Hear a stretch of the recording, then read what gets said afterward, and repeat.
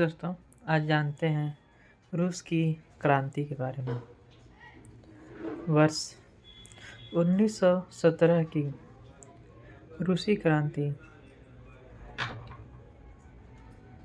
मुख्य रूप से पिछड़ी अर्थव्यवस्था, किसानों एवं मजदूरों की दयनीय स्थिति, निरंकुश एवं स्वेच्छाचारी शासन के अत्याचार का परिणाम था। हम जानते हैं रूस की क्रांति के कारण रूस में निरंकुश हुआ दैवीय सिद्धांत पर आधारित शासन था, जिसका संचालन कुलीन वंशानुगत सामंत वर्ग के माध्यम से किया जाता था। नौकरशाही वंशानुगत एवं भ्रष्ट थी,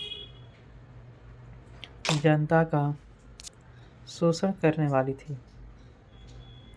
जार निकोलस फर्स्ट के शासनकाल में यह निरंकुशता अपने चरम सीमा पर पहुंच गई, फलतः असंतोष और उग्र हो गया। फ्रांस की तरह यहाँ भी सामंत व पादरियों का विशेषाधिकार युक्त वर्ग तथा किसान व मजदूरों के रूप में अधिकारहीन वर्ग मौजूद था। इनके मध्य अत्यंत तनाव व्याप्त था। इस सामाजिक आर्थिक विषमता के विरुद्ध असंतोष देखा गया। रूस में सर्वाधिक संख्या में किसान मौजूद थे, किंतु उनकी स्थिति अत्यंत दयनीय थी। भूमि का 67% हिस्सा सामंतों के पास था, तो वहीं 13% हिस्सा चर्च के पास था। किसान खेतों में मजदूरों की तरह कार्य करते थे। हालांकि वर्ष 1861 में रूस में दास प्रथा का उन्मूलन हो गया था, किंतु व्यवहारिक रूप में अभी भी वह मौजूद थी। इनके सब चलते किसान और मजदूर वर्ग में भी विद्रोही भावना ने जन्म लिया। श्रमिकों की दशा। रूस में औद्योगिकरण देरी से हुआ और सीमित रहा।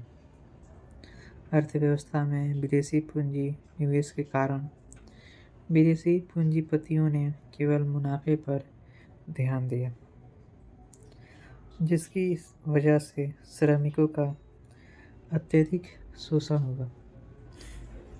मजदूरों के लिए न ही कार्य के घंटे निर्धारित थे और न ही न्यूनतम वेतन और सुविधाएं। प्रजातांत्रिक दल ने उन्हें संगठित कर क्रांति के लिए तैयार किया।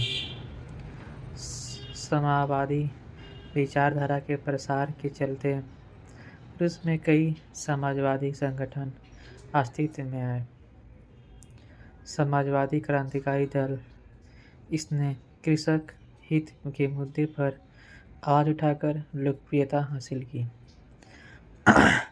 समाजवादी प्रजातांत्रिक दल इसने मजदूरों के हित में की बात की, चूँकि समाजवादी विचारधारा जाति, धर्म आदि को महत्व नहीं देती।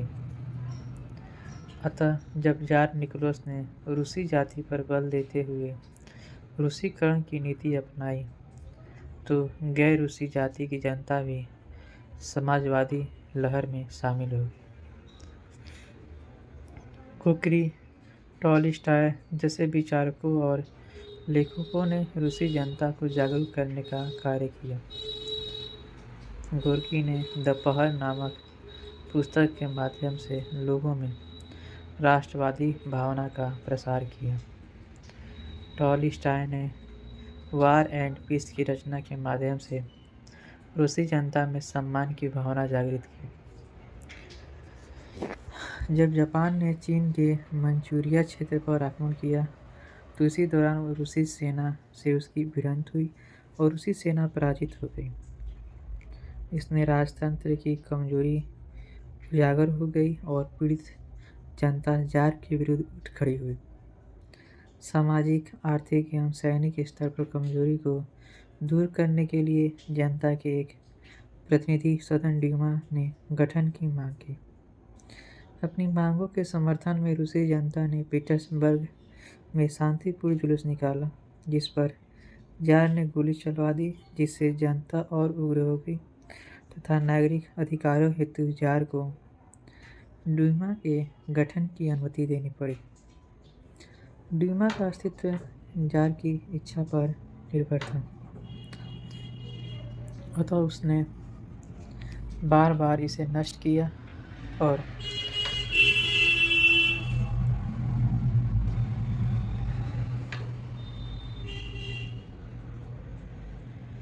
लोकतंत्र कायम नहीं हो सका। अतः वर्ष 1905 की इस घटना को वास्तविक क्रांतिकारी नहीं कहा जा सकता। रूस ने साम्राज्यवादी लाभ लेने के उद्देश्य से मित्र राष्ट्रों के पक्ष में प्रथम विश्व युद्ध का सामना करना पड़ा।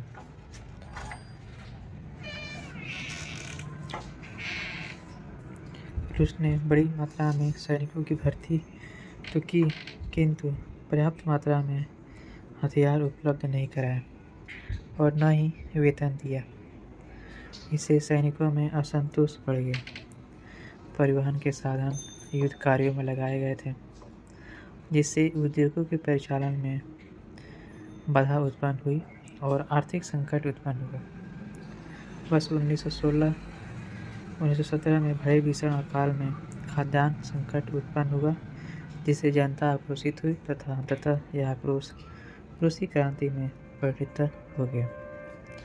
20वीं सदी के आरंभ में रूस पर जार निकोलस II का शासन था। वह एक तानाशाह था, जिसकी नीतियाँ जनता के बीच लोकप्रिय नहीं थी। जब रूस जापान से हार गया तो वर्ष 1905 में जार का विरोध चरम पर पहुंच गया। 9 जनवरी 1905 को रूसी श्रमिकों को एक जत्था अपनी बीवी बच्चों के साथ जार को ज्ञापन सौंपने के लिए निकला, लेकिन सेंट पीटर्सबर्ग में उन पर गोलियां बरसा दी गई। यह घटना इतिहास में ब्लडी संडे के नाम से जानी जाती है। हजारों की संख्या में लोग मारे गए और समूचे रूस में जार के विरुद्ध प्रदर्शन होने लगे। जार निकोलस को समझौता करने के लिए विवश होना पड़ा और अक्टूबर घोषणा पत्र तैयार किया गया, जिसमें एक निर्वाचित संसद को शामिल करने की भी बात कही गई। हालांकि बाद में जार अक्टूबर घोषणा पत्र में किए गए वादे से मुकर गया। जहां एक और जार अपने वादों पर टिका नहीं रह सका, वहीं ड्यूमा भी रूसी जनता की आकांक्षाओं पर खरी नहीं उतर पाए। जनता की प्रसन्नता ज्यों की त्यों बनी रही, अतः देर से बेर दूसरी क्रांति तो होनी ही थी और कुछ इस तरह वर्ष 1917 में क्रांति की पृष्ठभूमि तैयार हो गई।